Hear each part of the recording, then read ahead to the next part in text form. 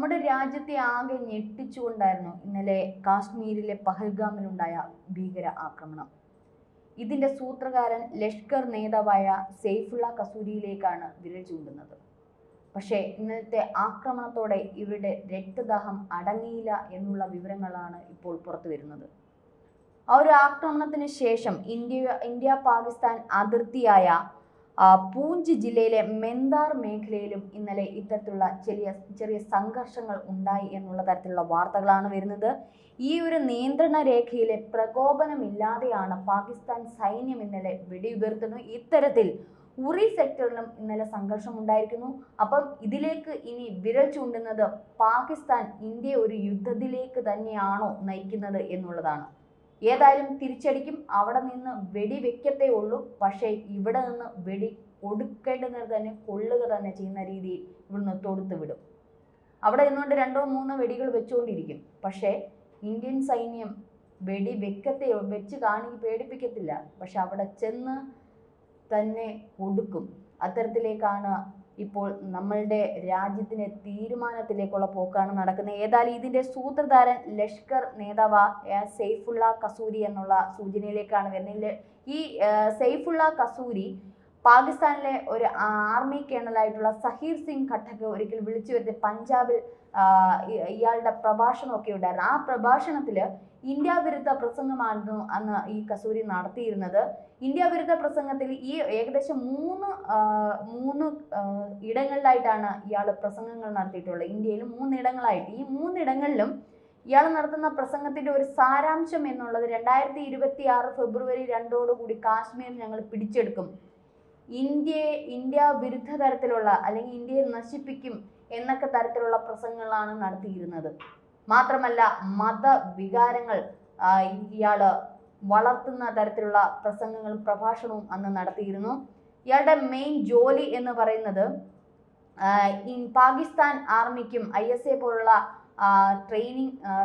ട്രെയിനിങ്ങിനും ഒക്കെ വേണ്ടിയിട്ട് അവിടുത്തെ യുവാക്കൾക്കൊക്കെ വേണ്ടുന്ന ട്രെയിനിങ്ങുകൾ നടക്കും. അതായത് ഭീകരാക്രമണത്തിന് വേണ്ടിയിട്ടുള്ള ട്രെയിനിങ്ങുകൾ തന്നെയാണല്ലോ പാകിസ്ഥാൻ ആർമി എന്ന് പറയുന്നതും.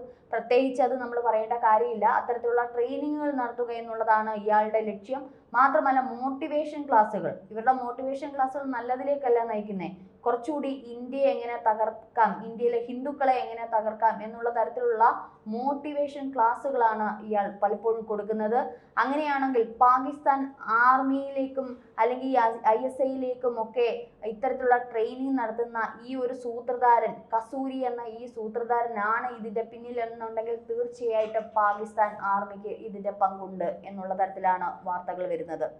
ഇയാള് വലിയ ലക്ഷറി കാറിലൊക്കെയാണ് സഞ്ചരിക്കുന്നത്. മാത്രമല്ല ഈ ലഷ്കർ ഇ തോയ്ബയുടെ മിലിറ്ററി സംവിധാനങ്ങളാണ് ഇയാൾ പലപ്പോഴും ഉപയോഗിക്കുന്നത് എന്നുള്ള വിവരങ്ങളൊക്കെ നമ്മുടെ ഏജൻസി കണ്ടെത്തിയിട്ടുണ്ട്. എന്തായാലും ഇയാളുടെ പുറകെ തന്നെയുണ്ട്. മാത്രമല്ല ഇന്ത്യയിലുള്ള ചെറുപ്പക്കാരെ വരെ ഇത്തരത്തിലുള്ള ഭീകരവാദ പ്രവർത്തനങ്ങൾക്ക് ട്രെയിനിങ് നടത്തുന്ന, റിക്രൂട്ടിങ് ചെയ്യുന്ന തരത്തിൽ ഇയാൾ പ്രവർത്തനങ്ങളൊക്കെ നടത്തുന്നുണ്ട്. ഇന്ത്യയിലെ പല ഭീകര പ്രവർത്തനങ്ങളും അല്ലെങ്കിൽ ഇത്തരത്തിലുള്ള ഭീകര ആക്രമണങ്ങളിലും ഒക്കെ പിന്നിൽ ഇയാൾ തന്നെയാണ് എന്നുള്ള വിവരങ്ങളാണ് ഇപ്പോൾ കിട്ടുന്നത്. എന്തായാലും ഇതിന്റെ നിജസ്ഥിതികൾ വരും മണിക്കൂറുകൾ തന്നെ അറിയാം. 24 മണിക്കൂർ പോലും ആയില്ലെങ്കിലും ഇത്തരത്തിൽ ഇതിലേക്ക് തന്നെ വളരെ സ്ട്രോങ് ആയി തന്നെ ഇന്ത്യൻ ആർമി NAയും എല്ലാവിധ രാഷ്ട്രീയ പ്രവർത്തകരും മതഭേദമില്ലാതെ ഇന്ത്യൻ ജനത ഒറ്റക്കെട്ടായി നിന്നുകൊണ്ടാണ് ഈ ഒരു അന്വേഷണത്തിലേക്ക് തന്നെ വിരൽ ചൂണ്ടുന്നത്. ISA എന്നിവയുടെ മിലിറ്ററി, പാകിസ്ഥാൻ മിലിറ്ററിയുടെ ISAയുടെ എന്നിവയുടെയൊക്കെ ഒരു കമാൻഡറാണ് ഇയാൾ. ശരിക്കും ഇയാൾ ഒരു കമാൻഡർ തന്നെയാണ്.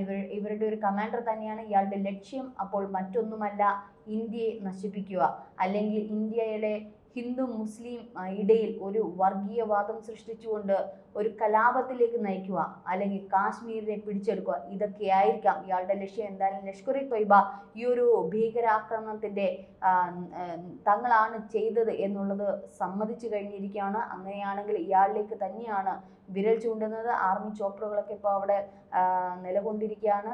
7 തീവ്രവാദികളാണ് ഇന്നലെ ആ ഒരു നരനായാട്ട് തന്നെ നടത്തിയിരിക്കുന്നത്. പലരും പട്ടാള ആർമി വേഷത്തിൽ വന്നവരുണ്ട്, സിവിലിയൻ വേഷത്തിൽ വന്നവരുണ്ട്. സിവിലിയൻസിന് നേരെയാണ് ഇത്തരത്തിലുള്ള ആക്രമണം നടത്തിയിരിക്കുന്നത്. അപ്പോൾ തന്നെ നമുക്കറിയാം, വിനോദസഞ്ചാരികളാണ് അവിടെ കൂടിയിരുന്നത്. നമ്മുടെ രാജ്യത്ത് മാത്രമല്ല, രാജ്യത്തിൽ നിന്ന് പുറത്തുള്ള വിനോദസഞ്ചാരികൾക്കുൾപ്പെടെയാണ് മരണം. അതായത് ഇത്തരത്തിൽ ഇവർ വെടിയുതിർത്തിരിക്കുന്നത്. 27 ലക്ഷം സന്ദർശകരാണ് നമ്മുടെ ഇത്തവണ കാശ്മീർ സന്ദർശിക്കാൻ എത്തിയത്. പണ്ട് കാശ്മീരൊക്കെ നമ്മുടെ സ്വപ്നങ്ങളിൽ മാത്രമായിരുന്നു. ഭയമില്ലാണ്ട് സന്ദർശിച്ച് വന്നുകൊണ്ടിരിക്കുന്ന സമയമായിരുന്നു. വളരെ അവിടുത്തെ സ്ഥിതി വളരെ ശാന്തവും സൗന്ദര്യമൊക്കെ നിറഞ്ഞ ആ ഒരു കാശ്മീർ താഴ്വര കാണാൻ നിരവധി ജനങ്ങളാണ് അവിടെ എത്തുന്നത്. ഏകദേശം 5 മടങ്ങ് സന്ദർശകരാണ് ഇത്തവണ കാശ്മീർ സന്ദർശിക്കാൻ എത്തിയത് എന്നുള്ള വിവരങ്ങളാണ് കിട്ടുന്നത്. മാത്രമല്ല, സിവിലിയൻസിന്റെ ജീവിതം, അതായത് ഒരു നരനായാട്ട് എന്നുള്ളത് ഇവർ ഉദ്ദേശിച്ചത് ഇനി ഇത്തരത്തിൽ വിനോദസഞ്ചാര മേഖലയായി പ്രവർത്തിക്കേണ്ട. കാരണം കാശ്മീർ ഇന്ത്യയുടെ ഭാഗമായി എന്നുള്ളതിന്റെ ഒരു തെളിവ് സഹിതമാണ് ഇവിടെ ഈ വിനോദസഞ്ചാരികൾ ഭയമില്ലാതെ എത്തുകയും അവർ ആസ്വദിക്കുകയും ചെയ്യുന്നത്. ഇതൊക്കെ കയറി പിമ്പിരി കൊണ്ടിട്ടായിട്ട് തന്നെയായിരിക്കും ഇവന്മാര് ഇത്തരത്തിൽ തകർക്കാൻ വേണ്ടി വന്നത്. സിവിലിയൻസിന്റെ അവിടെയുള്ള ജനങ്ങളുടെ ജീവിതം തകർക്കുക, ഹിന്ദുക്കളെ നാമാവിശേഷമാക്കുക, അല്ലെങ്കിൽ ഹിന്ദു മുസ്ലിം തമ്മിൽ ഭിന്നിപ്പിച്ച് അവിടെ ഒരു കലാപം സൃഷ്ടിക്കുക എന്നൊക്കെ തരത്തിലായിരിക്കാം ഇതൊന്ന് തൊടുത്തു വിട്ടത്. പക്ഷേ നിരായുധരായിട്ടുള്ള പാവം ജനങ്ങൾ, അത് നമ്മുടെ ഇന്ത്യയിൽ നിന്നുള്ളവർ മാത്രമല്ല, അന്യ രാജ്യങ്ങളിൽ നിന്നുള്ള പാവം ജനങ്ങളുടെ നേരെയാണ് ഇവര് വെടിയുതിർത്തിരിക്കുന്നത്. ഏത് തന്നെയായാലും ഇത്തരത്തിൽ ഒരു പാകിസ്ഥാൻ ആർമി ഇത്തരത്തിൽ ഇവർക്കൊരു സപ്പോർട്ട് കൊടുത്തിട്ടുണ്ട് എന്നുള്ള നിരീക്ഷണത്തിലേക്ക് വിരൽ ചൂണ്ടുമ്പോൾ ഇപ്പോൾ പാക് ഹൈക്കമ്മീഷനെ വിളിച്ചു വരുത്തും എന്ന് തന്നെയാണ് നമ്മുടെ പ്രധാനമന്ത്രി പറയുന്നത്. പ്രധാനമന്ത്രി ഇന്നലെ നമുക്കറിയാം സൗദി അറേബ്യയിലായിരുന്ന ഒരു സന്ദർഭമായിരുന്നു.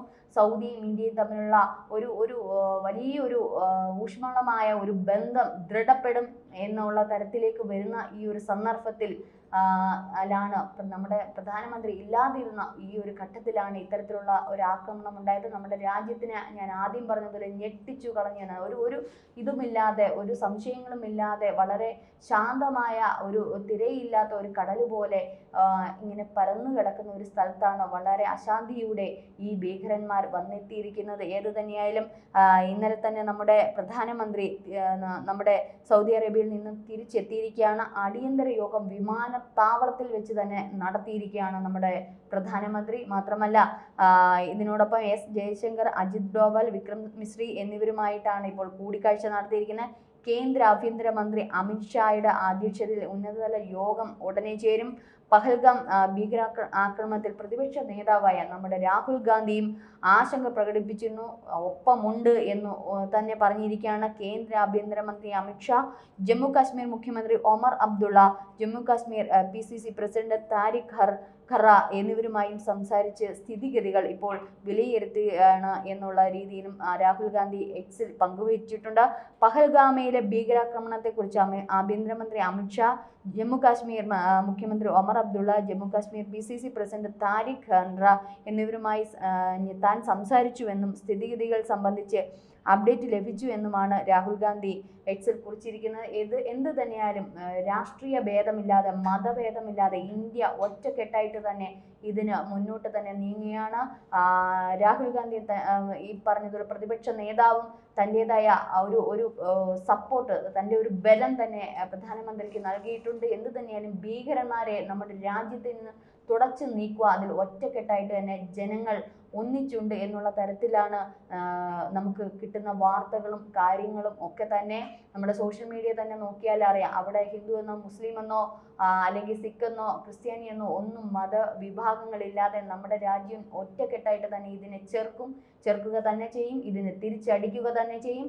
ഇപ്പോൾ അവിടെ നിന്ന് 2-3 വെടിവെച്ച് ഇപ്പോൾ ഈ പറഞ്ഞതുപോലെ എവിടാണ്, പൂഞ്ച് ജില്ലയിലെ മെന്താർ മേഖലയിലും ഉറി സെക്ടറിലും ഒക്കെ നിയന്ത്രണ രേഖയിൽ നിന്നുകൊണ്ട് വെടിയുതിർക്കാൻ ഇവർക്ക് കഴിയത്തുള്ളൂ. പക്ഷെ അവിടെ അവന്മാരുടെ കൂടാരത്തിൽ കടന്ന് തന്നെ ഇന്ത്യ പ്രതിരോധിക്കുക തന്നെ ചെയ്യും. അത് ഏതാനും മണിക്കൂറോ അധിക ദിവസങ്ങളോ ഒന്നും നീളത്തില്ല. കാരണം മോദി അമിത്ഷായുടെ ഇന്നലെ ആ ഒരു വിമാനത്തിലേക്ക് കയറുന്ന അദ്ദേഹത്തിൻ്റെ ആ ഒരു ശാരീരിക ഭാഷ തന്നെ അതൊക്കെ തന്നെയാണ് നമുക്ക് വെളിവാക്കുന്നത്. മോദിയുടെ വിമാനത്താവളത്തിൽ വെച്ച് തന്നെയുള്ള ഈ ഒരു കൂടിക്കാഴ്ചകൾ വേറെ ഔദ്യോഗിക ഭവനങ്ങളിലോ ഒന്നും തന്നെ നീക്കാതെ, ഒരു സെക്കൻഡ് പോലും കളയാതെ ആ ഒരു യോഗം അതിലേക്ക് തന്നെയാണ് വിരൽ ചൂണ്ടുന്നത്. എന്ത് തന്നെയായാലും ഇന്ത്യ ഇതിന് തിരിച്ചടിക്കുക തന്നെ ചെയ്യും. ഭീകരന്മാരെ ഇവിടുന്ന് തുടച്ചു നീക്കുക ചെയ്യും. ഇതിന് ആരൊക്കെ ഇതിന്റെ പുറകിലുണ്ടോ അവരെ എല്ലാം കണ്ടെത്തി തക്ക ശിക്ഷ, വധശിക്ഷയായിരിക്കും ഇന്ത്യ നൽകുന്നത്.